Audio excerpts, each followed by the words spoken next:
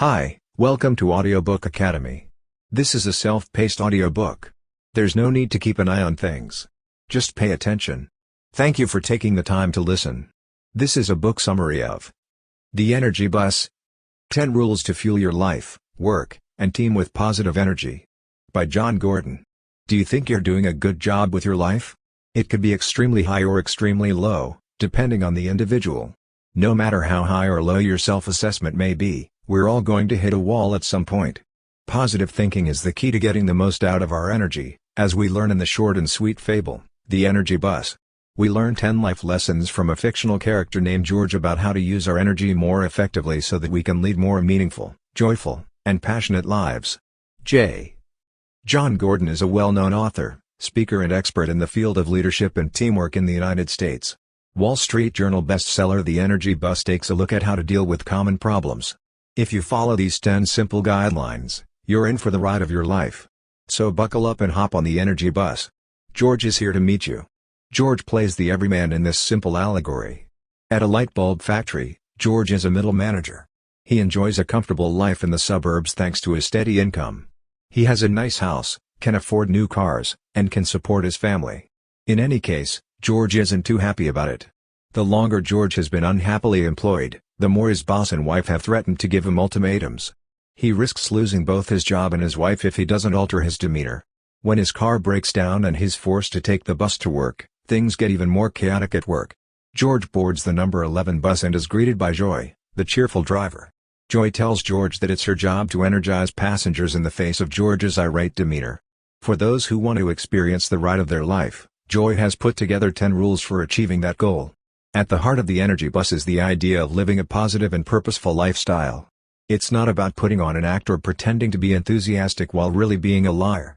The goal is to cultivate a positive outlook, eliminate people who drain your energy, or energy vampires, and live a life full of vitality and optimism for the future. To begin, let's review the basics. It's the first day. George's first day on the job teaches him an important lesson: he's the one in charge. There is no one else to blame but ourselves for the path our lives take.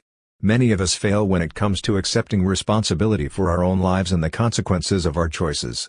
Success and failure should be celebrated equally. It's up to you how much of your life is influenced by others.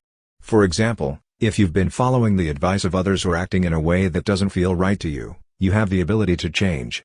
Individuals are responsible for deciding whether or not they will be passengers on their own bus. The greatest gift we can receive is the ability to make our own choices, and when we begin to take responsibility for our own lives, everything changes. It's our choice whether to spend time with people who are high or low energy, and whether to eat foods that give us the energy we need or those that don't. Giving a simple smile or acknowledging another person can have a big impact on our lives and those around us. The second day. Joy asks George to concentrate on his journey on the second day. Knowing that you're in the driver's seat is one thing, but having a destination in mind is essential. What places and sights are on your bucket list? Who and what do you want to be in your future world? We may find it difficult to grapple with our long-term goals. Begin by focusing on your goals for yourself, then move on to your career and coworkers and the dynamics of your personal relationships. When something or someone jolts us into action, we tend to jump into action and begin realizing our vision. We may not like what we see when we look in the mirror, someone may tell us the brutal truth about who we are, or we may be dealing with a crisis. Whatever the case may be, we must all keep our sights set on the prize in order to know where we're going. Many people have heard of the law of attraction if they've read The Secret. The law of attraction states that we can attract something into our lives if we put our mind to it. Visualizing techniques can be used to help us feel better about ourselves, according to the argument.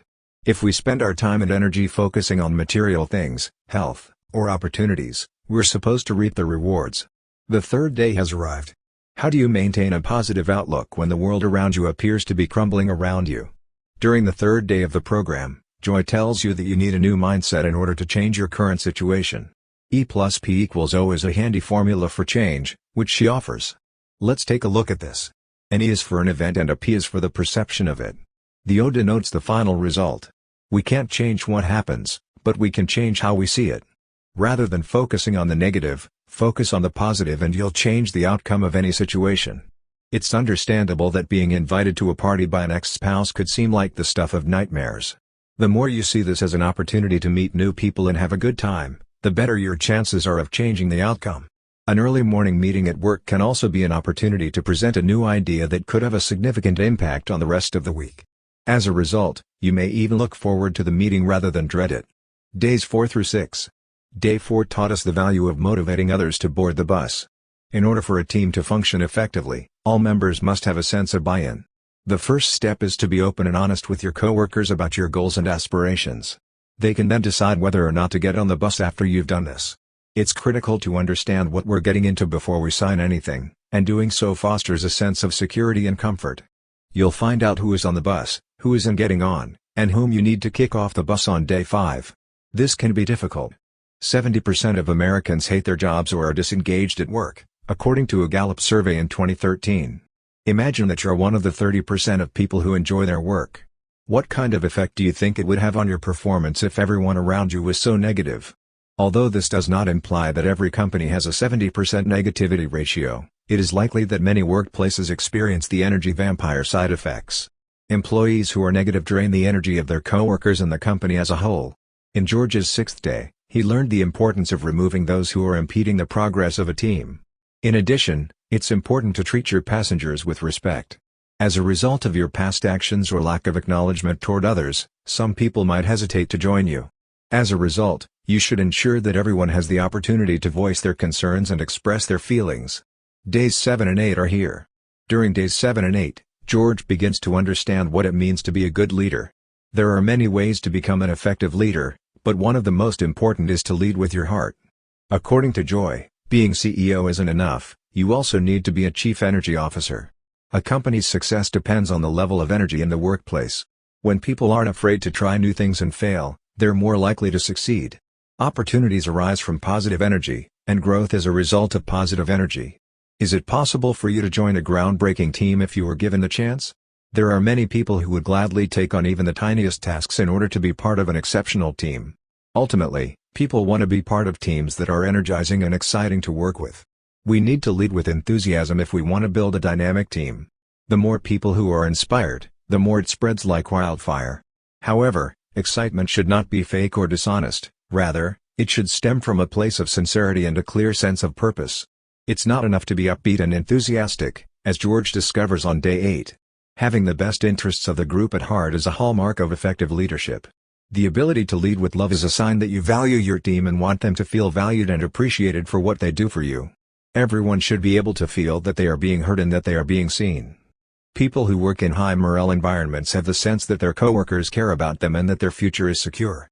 It's also because they're motivated by the knowledge that their abilities are being appreciated. It's not just about recognizing the talents of individuals, but allowing them to use their talents and trusting them to do so.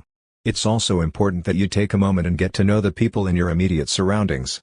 Listening is one of the best ways to show empathy, and it's a skill that can be learned. Leaders must also acknowledge and celebrate the accomplishments of their team members and create opportunities for them to perform at their best. One of the most important characteristics of a good leader is that they put the needs of their people first. It's day 9. What do you hope to accomplish in the long run? We need to pay more attention to the legacy we want to leave behind, and that means thinking about the people around us. The best way to discover what we can teach others is to think about our own abilities. Our overarching goal becomes the shared goal of the entire team. As a result, leaders promote a culture of teamwork and mutual respect in which everyone's contribution is valued equally. According to Simon Sinek, a good leader always begins with why, because this instills a sense of commitment in the people around them. Purpose infuses your everyday life with passion, Gordon explains. The 10th day of the month. Too blessed to be stressed. Chanted fellow commuters on day 10. Even though life can be stressful and difficult, it's also full of extraordinary beauty, joy, and hope, and that's a big but. Taking the bus is a one-time opportunity, so we should make the most of it and not take anything for granted. Get rid of all of the little worries and anxieties that come from being inconvenienced. Those trivialities won't matter when you reflect on your life in the future. In the words of our author, your inbox will continue to receive emails after you die. They were asked what they wished they had done more of in their long lives in an experiment conducted by 95-year-olds. They were surprised that no one wanted any more rice cakes. But in all seriousness, the most common responses centered on the importance of being present, being more introspective, being more risk-taking, and leaving a legacy. So remember, we leave behind our stories and our positive vibes when we leave. George II. George's life took a turn for the better after he adhered to the 10 rules. We can all benefit from George's wisdom, regardless of our backgrounds. Feed the Positive Dog is one of the book's most profound messages. Each of us has a negative and a positive side to ourselves, like a dog with 2 personalities. We feed the dog that is most dominant. So, if we encourage optimism, optimism will take hold and triumph. Gratitude and optimism can help us feed our positive dogs. Every night before going to sleep, it's a good idea to write down what we're thankful for. We can stay focused on the important things in life by focusing on these positive thoughts. Another positive action is to build relationships with other people, whether they are family members, co-workers, or classmates. People should know what they can expect if they get on the bus. Remind them to communicate, and keep in mind that not everyone is going to want to board the energy train. But you need to identify these people so that they don't drain your resources. So that we can get away from them, we need to identify them as energy vampires. Those who are energy vampires on your team should either change their ways or be fired. To sum it up, when we ride the energy bus, we aren't just thinking of ourselves, we're also thinking of others. The more people you have on your energy bus, the more important it is to thank and recognize them. Make sure that you praise good work and positive energy because it's human nature to want recognition. In addition, we must recognize that our ultimate goal is often much broader than what we originally intended. Be flexible and willing to adapt to new situations because the world is ever-changing and new opportunities can arise at any time. When we're flexible and resilient, we can take advantage of every opportunity.